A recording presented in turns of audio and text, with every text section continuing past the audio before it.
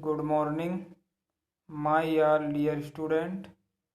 I hope आप सब अपने अपने घरों में अच्छी तरह से पढ़ाई कर रहे होंगे। प्यारे बच्चों, जैसा कि हम जानते हैं कि पूरा विश्व इस समय कोरोना वायरस की चपेट में है। इससे बचने का एक ही उपाय है सावधानी। आप सब अपने अपने घरों में रहें, घर पर ही रहकर पढ़ते रहें और सुरक्षित रहें। तो चलो आज हम अपना नया टॉपिक शुरू करने वाले हैं, जो हम मात्रक की विशेषताएं, मात्रक कक्षा 11 NCERT फिजिक्स से लिए गया है। उससे पहले आपसे एक गुजारिश है कि आप सब लोग इस चैनल को लाइक करें, सब्सक्राइब करें और शेयर करें, जिससे फिजिक्स से संबंधित जो भी नोटिफिकेशन होंगे, जो भी हम वीडियो अपलोड करेंगे, आपके पास पहुंचते रहेंगे। चलो चलते हैं अपने टॉपिक की ओर। कल हमने पढ़ा मात्रक क्या होता है। आज हम देखते हैं इन मात्रक की विशेषताएं क्या है। मापन में प्रयुक्त मात्रकों में बहुत सारी विशेषताएं होती हैं। इसके लिए जो मुख्य विशेषता होती है, मात्रक स्पष्ट रूप से परिभाषित होना चाहिए। इसकी स्पष्ट कोई परिभाषा होनी चाहिए।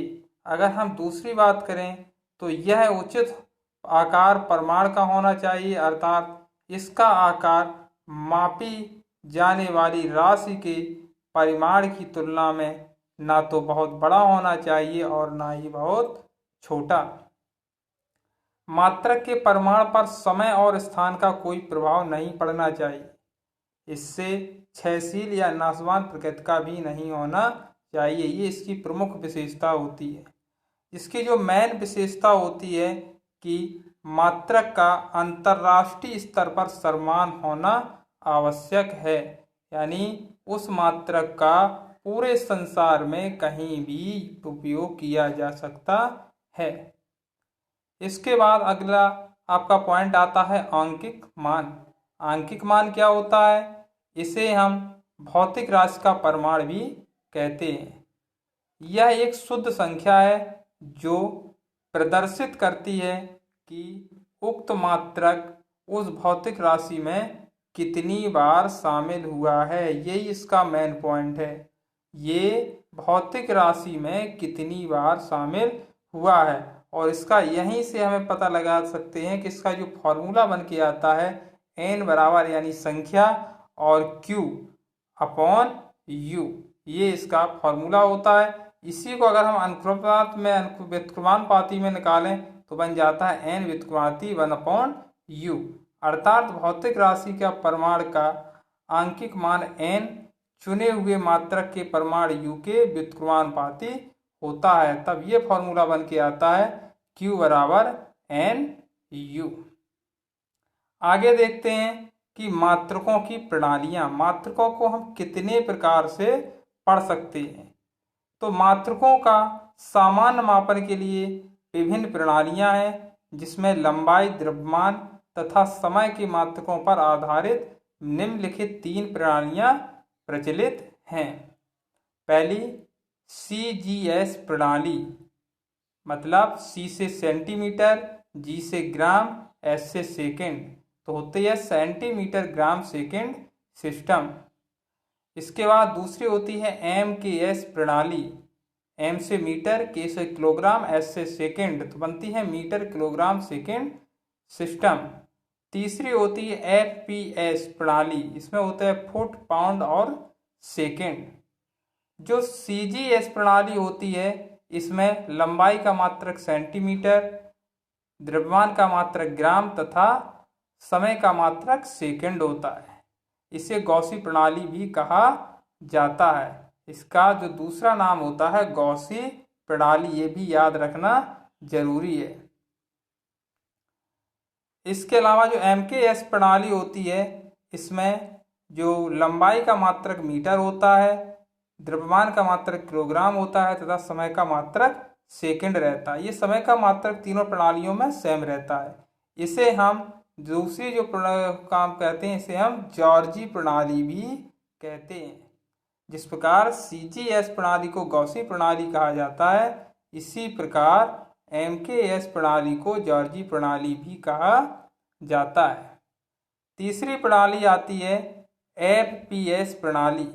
जो FPS प्रणाली होती है, इसमें जो लंबाई का मात्रक फुट होता है और द्रव्यमान का मात्रक पाउंड होता है, जबकि समय का मात्रक सेकंड ही रहता है और इसे ब्रिटिश प्रणाली कहा जाता है। तो इस प्रकार ये तीन प्रणालियां होती हैं। जो मात्रक की जो तीन प्रणालियां होती हैं, ये मुख्य होती हैं। तो अब हम पहले चलते हैं लंबाई के मात्रक पर। लंबाई के मात्रक कौन कौन से होते हैं और इन्हें हम कैसे समझ सकते हैं। तो इसका जो मूल मात्रक होता है मीटर। लंबाई का जो मूल मात्रक होता है वो मीटर होता है और मीटर लंबाई का मात्रक है। तो अगर हम मीटर की बात करें तो 1 मीटर वह दूरी है जिसमें शुद्ध क्रिप्टन 86 से उत्सर्जित होने वाली नारंगी प्रकाश की किरणें तरंगें आती हैं और इसकी जो संख्या होती है 1650,763.73। इसमें जो लंबाई के और अन्य मात्रक होते हैं, डेकामीटर, ये हम पहले भी बता चुके हैं आपको और आपके नोट्स भी पहुंच चुके हैं, जो लंबाई के बड़े मात्रक और छोटे मात्रक। इसके बाद जो द्रव्यमान का मात्रक होता है, जो मुख्य मात्रक होता है, मूल मात्रक होता है, वो होता है किलोग्राम। यह द्रव्यमान का मात्रक है। अगर हम किलोग्राम के बारे में पढ़ें तो यह द्रव्यमान का मात्रक है।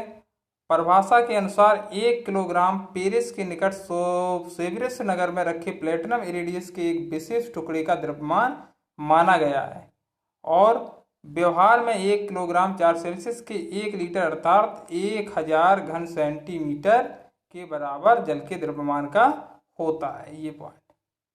इसके बाद जो द्रव्यमान के भी छोटे बड़े मात्रक हैं वो भी आपको हम बता चुके हैं। इसके बाद जो तीसरा आता है सेकंड। जो समय का मात्रक होता है सेकंड होता है, यह समय का मात्रक है और 1 सेकंड समय अंतराल के बारे में अगर हम बात करें, सेकंड ये समय का मात्रक होता है। जो मूल मात्रक होता है वह समय अंतराल है जिसमें परमाणुक घड़ी में सीरियस 133 परमाणु कंपन करता है और इसके जो अन्य मात्रक छोटे बड़े होते हैं वो आपको दिखाई दे रहे हैं। जैसे मिनट होता है, घंटा, दिन, वर्ष, millisecond, microsecond, nanosecond और पिको सेकंड, ये छोटे होते हैं, जबकि मिनट, घंटा, दिन और वर्ष ये बड़े मात्रक होते हैं। तो इस प्रकार जो हमने मूल मात्रक पढ़े थे 7, इसके बाद 2 मात्रक और हमने बताए थे जिन्हें हम पूरक मात्रक कहते हैं। इस प्रकार 9 मात्रकों की बात करें तो ये 3 मात्रक हुए। जो चौथा मात्रक होता है एम्पियर, यह विद्युत धारा का मात्रक होता है, जबकि जो 5वां मात्रक होता है वो केल्विन, यह ताप का मात्रक होता है। जो 6वां मात्रक होता है कैंडेला, यह ज्योति तीव्रता का मात्रक होता है और 7वां होता है मात्रक मोल, यह पदार्थ की मात्रा का मात्रक होता है। इस प्रकार ये 7 कुल मूल मात्रक होते हैं, जबकि ये रेडियन जो कोण का मात्रक होता है ये पूरक मात्रक कहलाता है। स्टेरेडियन यह घनकोण का मात्रक होता है, ये भी पूरक मात्रक कहलाता है। तो इस प्रकार ये अपने टोटल मात्रकों के बारे में हमने पढ़ा। जो तीसरी राशि व्युत्पन्न राशि होती है, उसके जो मात्रक होते हैं वो मात्रक इन्हीं मात्रकों से मिलकर बनते हैं। जैसे एग्जाम्पल के तौर पर हम ले लें कि अगर लंबाई का मात्रक मीटर है, चौड़ाई का मात्रक भी मीटर होगा, क्योंकि हम एक ही से नाप सकते हैं। अगर हम कहा जाए कि इस कमरे की लंबाई और चौड़ाई नापिए तो हम मीटर से ही नापेंगे, पहले लंबाई नापेंगे फिर चौड़ाई नापेंगे।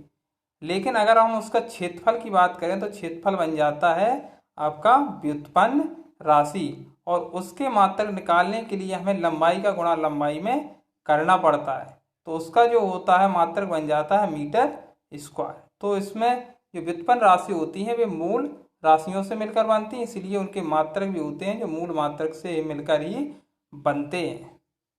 तो इसमें इतना ही। इसके नोट्स आपको भेज चुके हैं और इसको आप कंप्लीट से अच्छे से लर्न करें। इसके बाद नेक्स्ट टॉपिक में मिलते हैं।